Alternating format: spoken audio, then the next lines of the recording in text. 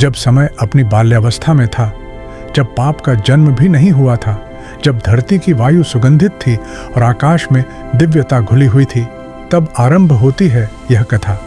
यह कथा है सतयुग की, उस युग की जब मनुष्य देवताओं के समान दीप्तिमान थे और प्रकृति स्वयं चेतना से परिपूर्ण थी।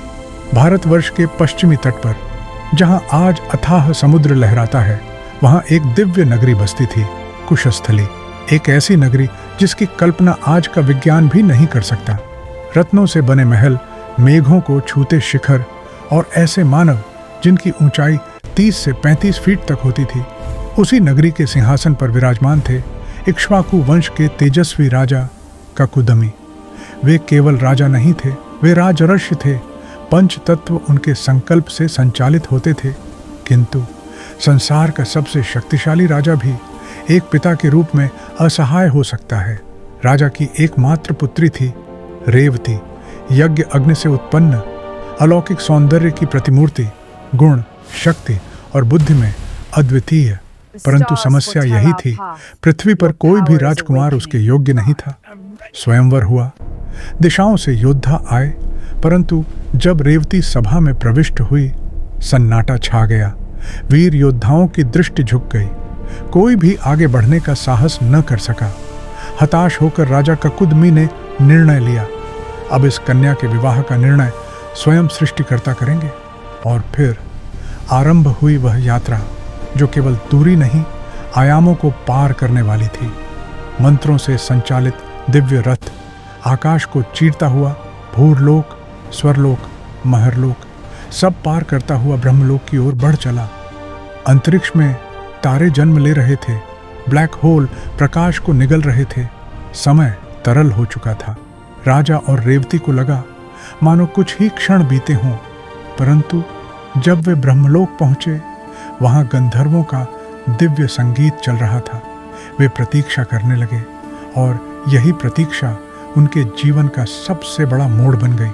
जब सृष्टिकर्ता ब्रह्मा ने नेत्र खोले और राजा ने अपनी पुत्री के लिए वरों की सूची सुनाई, तो ब्रह्मा मुस्कुराए।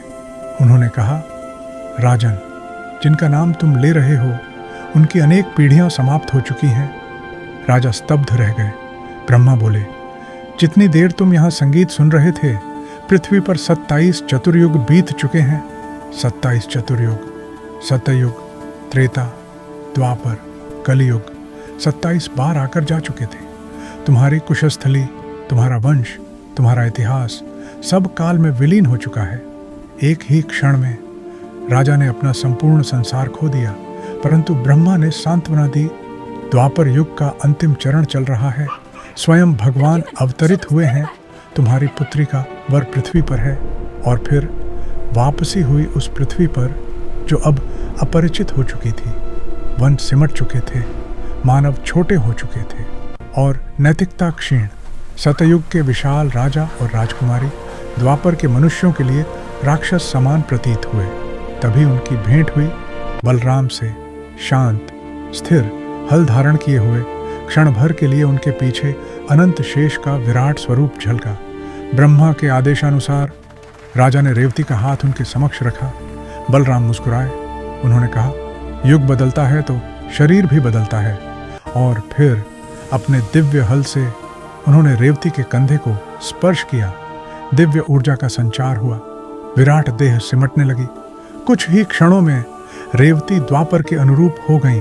सतयुग और द्वापर का मिलन हुआ, विवाह संपन्न हुआ और राजा ककुदमी सब कुछ त्याग कर हिमालय की ओर प्रस्थान कर गए। उन्होंने समझ लिया था, जीवन केवल एक स्वप्न है और समय उस स्वप्न का स्वामी।